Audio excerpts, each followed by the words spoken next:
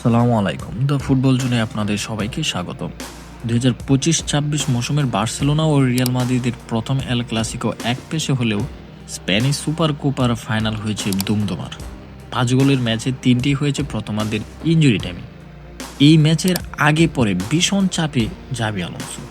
হারলে চাকরি হারাবেন এমনটাই বলা হচ্ছিল আলোনসোকে নিয়ে। বাস্তবতা হলো রবিবার রাতে সৌদির জেদ্দায় ৩-২ গোলে হ্যান্সি ফ্লিকের দলের কাছে হেরে বসে রিয়াল। এরপরে আলোনসোকে নিয়ে শুরু হয় গুঞ্জন।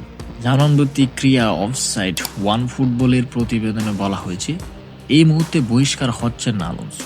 স্প্যানিশ ক্রিয়া সাংবাদিক হোসে ফেলিক্স দিয়াজের মন্তব্য সমেত একটি প্রতিবেদন প্রকাশ করে ওয়েব পোর্টালটি।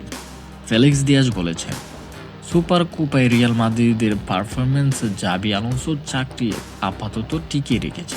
সুপার কোপার আগে চাউর হয় বার্সার বিপক্ষে হারলেই নিশ্চিত চাকরি করবেন আলোনসো। যদিও স্প্যানিশ এই ক্রিয়া সাংবাদিক বলেছেন এই নিয়ে কোনো চূড়ান্ত আল্টিমেটাম ছিল না, কারণ আমরা যেমনটা কয়েক সপ্তাহ ধরে বলছি সবকিছুই নির্ভর করছে অনুভূতি ও মূল্যায়নের উপর। তাই মৌসুমের প্রথম শিরোপার ফাইনালে রিয়াল মাদ্রিদের পারফরমেন্স কোচের দিকে সরাসরি আঙ্গুল তোলার বদলে উন্নতির সম্ভাবনার দরজা খুলে দিয়েছে।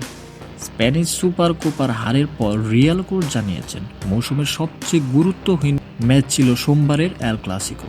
আলোনসো বলেছেন, আমাদের যত দ্রুত সম্ভব পেসটা উল্টাতে হবে। এটা কেবল একটি ম্যাচ, একটি প্রতিযোগিতা, এবং আমাদের যতগুলো ম্যাচ আছে তার মধ্যে এটি সবচেয়ে কম গুরুত্বপূর্ণ। আমরা সামনে থাকাতে, খেলোয়াড়দের ফেরাতে এবং মনোবল উন্নয়ন করতে চাই, এগিয়ে যেতে হবে। ভিডিওটি এই পর্যন্তই। ভালো লাগলে লাইক, কমেন্ট, সাবস্ক্রাইব করতে ভুলবেন না। ধন্যবাদ।